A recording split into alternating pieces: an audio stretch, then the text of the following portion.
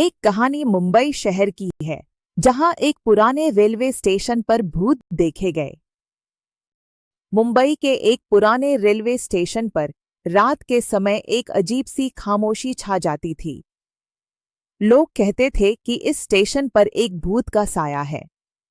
यह कहानी उस समय की है जब स्टेशन पर एक युवा टिकट कलेक्टर राजेश काम करता था। राजेश ने कई बार यात्रियों से सुना था कि रात के समय प्लेटफॉर्म नंबर 3 पर एक सफेद साड़ी पहने औरत दिखाई देती है। वह औरत अचानक प्रकट होती है और फिर गायब हो जाती है। राजेश ने इन कहानियों को कभी गंभीरता से नहीं लिया, लेकिन एक रात उसकी जिंदगी बदल गई। उस रात राजेश की ड्यूटी देर रात तक थी। स्टेशन लगभग खाली था और केवल कुछ ही यात्री थे। अचानक राजेश ने प्लेटफॉर्म नंबर 3 पर एक औरत को खड़ा देखा। वह सफेद साड़ी पहने हुए थी और उसकी आंखें खाली और उदास थीं। राजेश ने सोचा कि शायद वह कोई यात्री है जो ट्रेन का इंतजार कर रही है। राजेश उसके पास गया और पूछा, मैडम, क्या आपको किसी मदद की जरूरत है? लेकिन औरत ने कोई जवाब नहीं दिया। उसने बस राजेश की ओर देखा और फिर प्लेटफॉर्म के अंत की ओर चलने लगी। राजेश ने उसका पीछा किया, लेकिन जैसे ही वह प्लेटफॉर्म के अंत पर पहुंचा, औरत गायब हो गई। राजेश को यह बहुत अजीब लगा। उसने सोचा कि शायद उसकी आंखों का धोखा है। लेकिन अगले दिन उसने अपने सहकर्मियों से इस घटना का जिक्र किया। उन्होंने बताया कि यह औरत कई साल पहले इसी स्टेशन पर एक ट्रेन दुर्घटना में मारी गई थी। तब से उसकी आत्मा यहां भटक रही है। राजेश ने इस घटना के बाद कई बार उस औरत को देखा।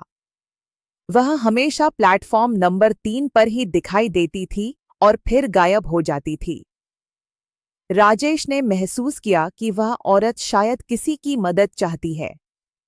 उसने उस औरत की आत्मा की शांति के लिए प्रार्थना की और स्टेशन पर एक छोटा सा मंदिर बनवाया। धीरे धीरे उस औरत की आत्मा ने स्टेशन पर आना बंद कर दिया। लोग कहते हैं कि उसकी आत्मा को शांति मिल गई थी। लेकिन राजेश को आज भी याद है कि कैसे उसने एक भटकती आत्मा की मदद की थी और उसे शांति दिलाई थी। राजेश ने स्टेशन पर एक छोटा सा मंदिर बनवाया और उस औरत की आत्मा की शांति के लिए प्रार्थना की। धीरे धीरे उस औरत की आत्मा ने स्टेशन पर आना बंद कर दिया। लोग कहते हैं कि उसकी आत्मा को शांति मिल गई थी। लेकिन राजेश को आज भी याद है कि कैसे उसने एक भटकती आत्मा की मदद की थी और उसे शांति दिलाई थी। कुछ महीनों बाद स्टेशन पर एक नई घटना घटी। एक रात राजेश की ड्यूटी फिर से देर रात तक थी। स्टेशन पर एक अजीब सी खामोशी थी। अचानक राजेश ने देखा कि प्लेटफॉर्म नंबर 3 पर एक आदमी खड़ा है। वह आदमी बहुत ही परेशान और घबराया हुआ लग रहा था। राजेश उसके पास गया और पूछा, क्या आपको किसी मदद की जरूरत है? आदमी ने कहा, मुझे मेरी पत्नी की तलाश है। वह कुछ महीनों पहले इसी स्टेशन पर गायब हो गई थी। राजेश को तुरंत याद आया कि यह वही आदमी है जिसकी पत्नी की आत्मा उसने देखी थी।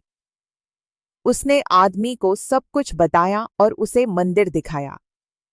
आदमी ने मंदिर में जाकर प्रार्थना की और अपनी पत्नी की आत्मा की शांति के लिए धन्यवाद दिया। उस रात के बाद राजेश ने फिर कभी उस आदमी को नहीं देखा, लेकिन उसने महसूस किया कि उसकी पत्नी की आत्मा को अब पूरी तरह से शांति मिल गई थी। राजेश ने यह कहानी अपने सहकर्मियों को बताई और उन्होंने भी उस मंदिर में प्रार्थना करना शुरू कर दिया। धीरे धीरे स्टेशन पर भूतिया घटनाएं कम होने लगी और लोग वहां बिना किसी डर के आने लगे। राजेश ने महसूस किया कि उसने एक महत्वपूर्ण काम किया है और उसकी प्रार्थनाओं ने एक आत्मा को शांति दिलाई है। कुछ समय बाद राजेश को एक अजीब सा सपना आने लगा।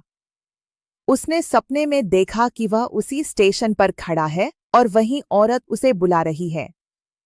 राजेश ने सपने को नजरअंदाज करने की कोशिश की, लेकिन सपने बार बार आने लगे। एक रात राजेश ने सपने में देखा कि औरत उसे एक पुराने बक्से की ओर इशारा कर रही है। अगले दिन राजेश ने स्टेशन पर उस जगह की तलाश की और सच में वहां एक पुराना बक्सा पाया। बक्से के अंदर एक पुरानी डायरी थी। डायरी में लिखा था कि औरत की मौत एक दुर्घटना नहीं थी, बल्कि एक साजिश का हिस्सा थी। औरत ने डायरी में अपने पति का नाम लिखा था और बताया था कि वह एक खतरनाक आदमी था जिसने उसे मार डाला था। राजेश ने यह सब पढ़कर चौंक गया। उसने तुरंत पुलिस को सूचना दी और डायरी उन्हें सौंप दी।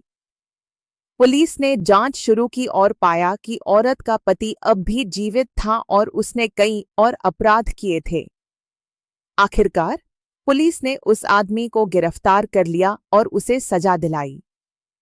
राजेश ने महसूस किया कि औरत की आत्मा ने उसे सच बताने के लिए चुना था ताकि वह न्याय पा सके। अब स्टेशन पर कोई भूतिया घटना नहीं होती। हम फिर हाजिर होंगे एक नई कहानी के साथ। तब तक के लिए नमस्कार।